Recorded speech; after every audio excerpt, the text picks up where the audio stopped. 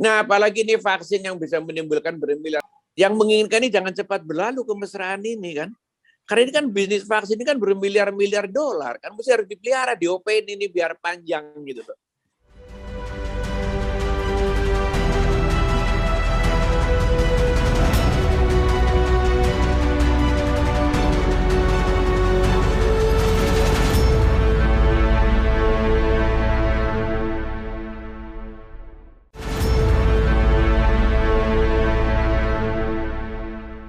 Assalamualaikum warahmatullahi wabarakatuh.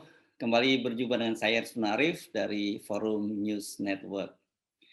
Apakah virus corona itu rekayasa dalam pengertian bahwa itu adalah senjata biologis atau bioweapon? Hingga sekarang ini masih terus menjadi perdebatan. Banyak juga yang mengait-kaitkannya dengan perang dagang antara China dengan Amerika.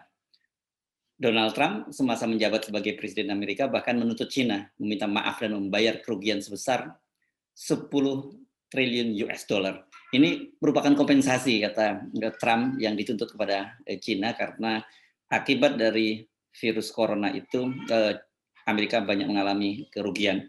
Belum lagi kalau kita bicara soal angka penularan dan kematian di Amerika. Amerika salah satu negara yang paling menderita akibat COVID ini. Tetapi seperti kita ketahui sekarang mereka lebih cepat melakukan recovery setelah pemerintahan berganti dari Trump ke Joe Biden. Seperti kita ketahui, COVID ini kan pertama kali ditemukan dan menyebar di Wuhan. Ini pada awal Desember 2019 dan kemudian kini menyebar ke seluruh dunia. Dan masuk Indonesia itu pada awal bulan Maret tahun 2020. Nggak terasa ya, sekarang sudah 1,5 tahun lebih. Ini hampir 2 tahun kita dilanda COVID. Dan di Indonesia sendiri ada juga sejumlah orang yang meyakini bahwa virus COVID itu adalah rekayasa. Bukan faktanya, mereka tidak percaya adanya COVID, tapi mereka mempersoalkan apakah itu merupakan virus yang alami atau virus rekayasa. Dugaan adanya rekayasa ini didasarkan fakta bahwa hingga kini kan kita belum membaca temuan-temuan ilmiah yang menyatakan bahwa COVID itu terbukti menyebar dari binatang ke manusia. Dulu ada dugaan bahwa itu dari kelelawar. Kebetulan juga di Wuhan ada pasar binatang di sana dan diduga mungkin menyebar dari situ. Fakta yang ada sekarang adalah bahwa penularan COVID itu dari manusia ke manusia. Jadi ini dinilai tidak natural. Ini merupakan senjata bioweapon. Bahkan ada yang menduga juga itu diternakan di laboratorium virus di Wuhan, Cina. Karena itu sampai sekarang Cina masih menjadi fokus dari perhatian dunia dan banyak menyalahkan China karena COVID memang pertama kali fakta yang tidak bisa dibantah itu menyebar dari muncul pertama kali di Wuhan dan kemudian menyebar ke seluruh dunia. Lepas benar tidaknya COVID adalah rekayasa sebagai senjata biologi, fakta yang tidak bisa dibantah itu bahwa industri farmasi dunia itu mengeruk keuntungan yang sangat besar dengan menjual vaksin ke seluruh dunia. Tidak berlebihan kalau mantan Menteri Keuangan Fuad Bawazir mencurigai ada yang sengaja memelihara pandemi corona untuk keuntungan yang sangat besar. Dunia farmasi ini begini. Saya berkali-kali dan sudah lama karena saya kebetulan juga ikut mengelola rumah sakit dengan apotek begitu ya. Sudah lama saya mengamati dunia farmasi itu sebetulnya sama saja kira-kira dunia narkoba tapi legal. Ya, misalnya kalau obat gitu ya harus ada, kalau obat itu banyak dokter kalau harus memberikan yang paten, nanti suka adalah pedagang besar farmasinya apa yang kemudian bisa ya uang terima kasih karena paten, padahal itu udah sama, yang generik kan murah gitu kan. Nah, itu kecil-kecilannya aja, begitu rumah sakit juga nanti kalau mau ngambil yang ini ya itu nanti diskonnya istilahnya atau komisinya besar segala macam itulah. Sehingga sampai barangkali ingat ketika Presiden Barack Obama pernah telepon ke India, coba obat kok di India bisa murah banget sih gimana gitu. Kita datangi sana tidak bisa tembus juga, ya kan? Kok harganya bisa jomplang. Di sini aja ada kerabat saya yang kena kanker paru-paru, akhirnya membentuk asosiasi dengan mereka para penderitanya gitu ya, yang suka rutin berangkat ke India beli obatnya. Untuk kanker paru-paru jenis apa? Itu ada 4 jenis, pokoknya salah satu jenis itu bisa diobati. Obatnya itu yang untuk sebulan, rombongan titip nanti satu berangkat ke India, berarti kerabat saya. Ya, untuk sebulan bisa 1 juta. Di sini itu 1 hari itu obatnya bisa hampir 1 juta. Murah benar di India. Ya, dan dari sini diimpor juga dari India juga sama gitu loh. Ya saya tahu yang impor ya perusahaan besar juga gitu kan, ini itulah kok ya bisa dan sebagainya dan sebagainya. Cerita begini mungkin bisa sampai pagi nggak habis karena saya sedikit banyak dengar ceritanya ngerti. Nah apalagi ini vaksin yang bisa menimbulkan bermiliar, maka saya kembali juga saya kira di narasi saya pernah mengatakan secara nasional apalagi internasional yang menginginkan ini jangan cepat berlalu kemesraan ini kan.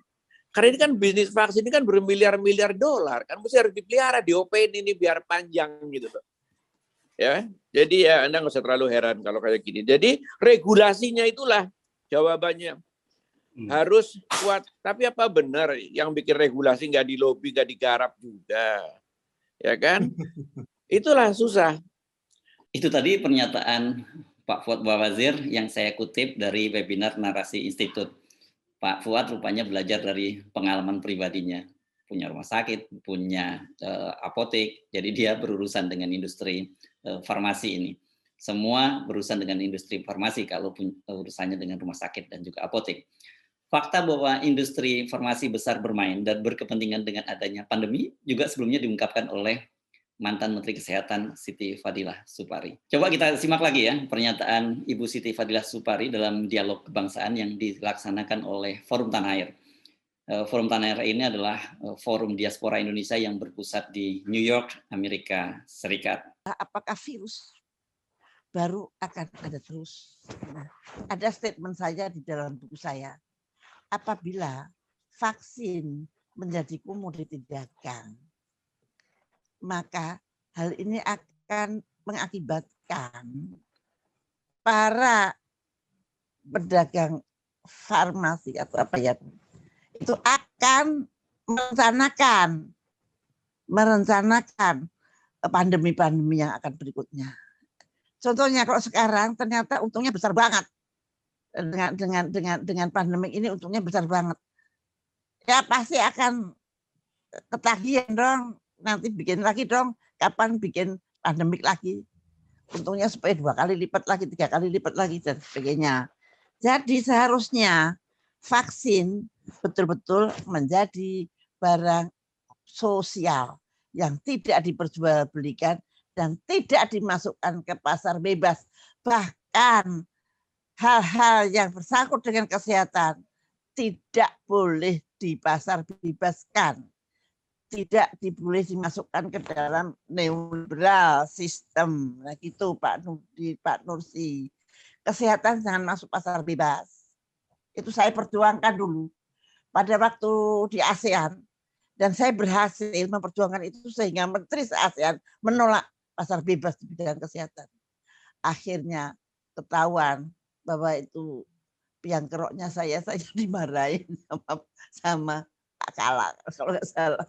Wah, tapi bukan saya yang tanda tangan, saya hanya mengutarakan di antara menteri-menteri ASEAN. Dulu saya menolak pasar bebas kesehatan. Jangan sampai, karena kalau kesehatan masuk pasar bebas, maka nyawa taruhannya. Nah, itu. Nah, virus baru apa akan ada terus? Ya itu tergantung. Kalau vaksin masuk pasar bebas, vaksin masuk komoditi dagang, maka akan timbul virus-virus baru. Berapa besar sih nilai bisnis yang dihasilkan dari vaksin ini yang dikeruk oleh para industrialis di bidang farmasi ini? Nah, kalau berdasarkan pernyataan dari Menteri Kesehatan Budi Gunadi, dia menyebut bahwa dunia ini saat ini setidaknya membutuhkan sampai 11 miliar vaksin.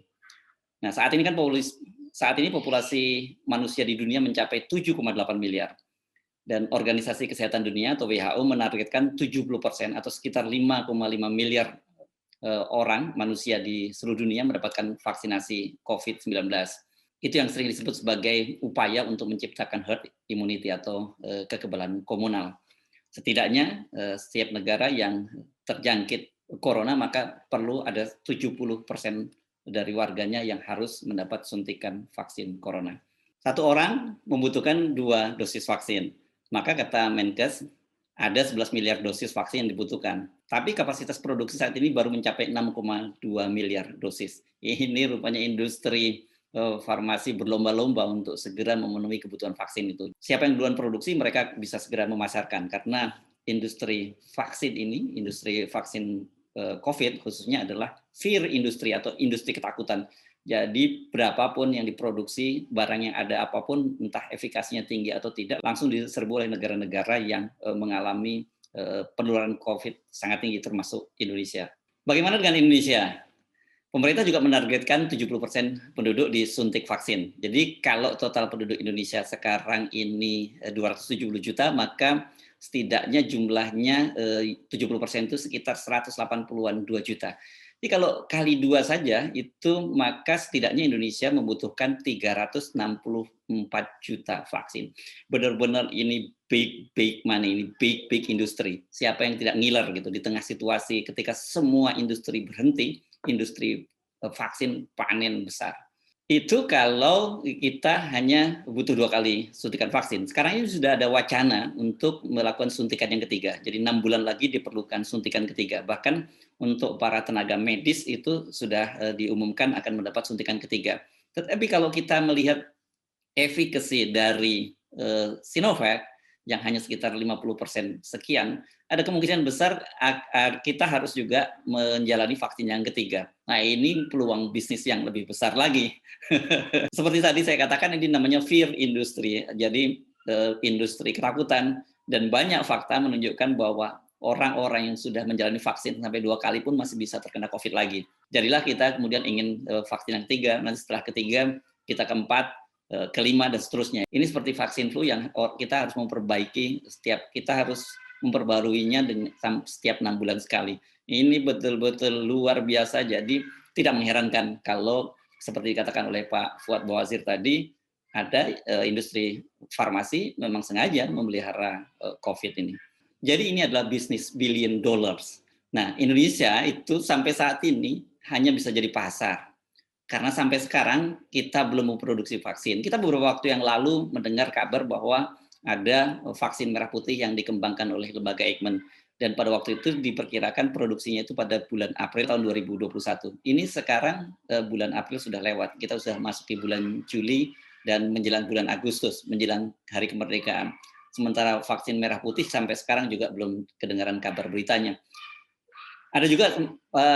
Ada juga vaksin Nusantara yang digagas oleh mantan Menteri Kesehatan Dr. Terawan, tapi belum ini sudah banyak mendapat penolakan, walaupun juga banyak sejumlah tokoh yang memberikan dukungan, termasuk Menteri Kesehatan Siti Fadullah Supari. Tidak berlebihan kalau banyak yang menyebut bahwa persoalan vaksin ini adalah persoalan kedaulatan, bukan masalah kesehatan. Karena itu tadi, kalau kita hanya menjadi pasar, bukan hanya keuangan kita yang dikeruk, tetapi kita juga punya ketergantungan terhadap industri-industri farmasi besar dunia. Dalam situasi seperti ini bukan hanya industri farmasi yang main ambil untung. Sejumlah pejabat di Indonesia juga diduga punya motif-motif ekonomi ketika merancang vaksin berbayar. Kita beberapa waktu yang lalu mendengar ada rencana pemerintah untuk membuat vaksin berbayar, ya, dikenal dengan istilah yang sangat mulia, gotong royong. Tapi intinya sebenarnya ya gotong royong itu maksudnya rakyat yang suruh gotong royong untuk membeli vaksin. Yang disampaikan ke publik sih vaksin gotong royong ini katanya dalam rangka meringankan beban keuangan pemerintah. Memang betul sih keuangan pemerintah saat ini memang sangat berat. Bukan hanya menghadapi pandemi COVID tapi juga keuangan negara, ekonomi kita juga mandek. Jadi karena itu perlu ada gotong royong untuk membeli vaksin, tidak semuanya gratis. Itu yang disampaikan oleh pemerintah. Tapi kalau kita telusuri lebih jauh, jelas ini ada moral hazard, ada etikat yang tidak baik di tengah pandemi. Ada industri farmasi dalam negeri, ada orang tokoh-tokoh tertentu yang jelas melihat ini sebagai sebuah peluang, sebuah potensi untuk mendapatkan keuntungan yang sangat besar. Seperti yang saya sebutkan tadi, jumlah yang dibutuhkan untuk vaksin itu luar biasa besar, dan ini adalah industri ketakutan. Jadi orang merasa perlu berbondong-bondong untuk mendapatkan vaksin. Banyak yang menertawakan ketika ada yang mencurigai bahwa virus COVID adalah sebuah rekayasa. Apalagi adanya konspirasi yang melibatkan lembaga kesehatan dunia seperti WHO. Tapi mari kita simak nih pengalaman Ibu Siti Fadilah Supari. Konspirasi itu begini Pak Heris Beno. Kalau orang bilang teori konspirasi, kalau saya itu menghadapi konspirasi dengan mata kepala. Jadi saya menulis resolusi ke WHO, menuntut WHO, ini kan WHO menggalang dukungan untuk protes ke WHO.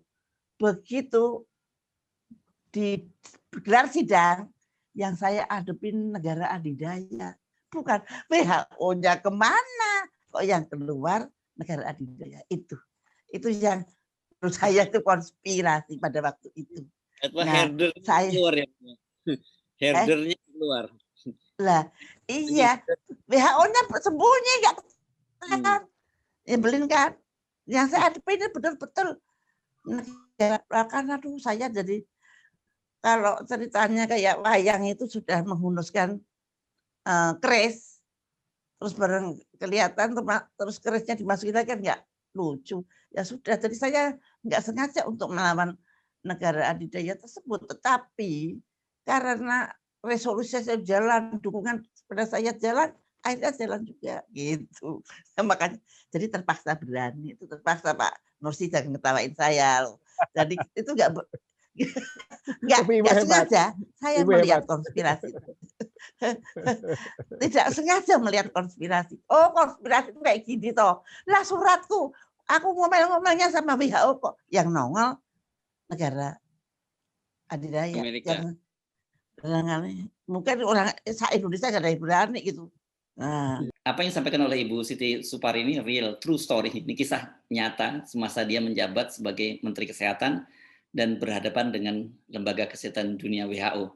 Ketika itu dia mencoba mengatasi virus flu burung dan flu babi.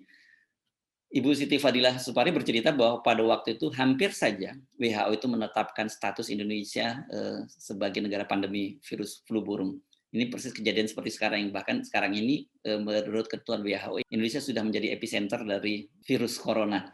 Apa akibatnya kalau kemudian Indonesia dinyatakan pada waktu itu mengalami pandemi?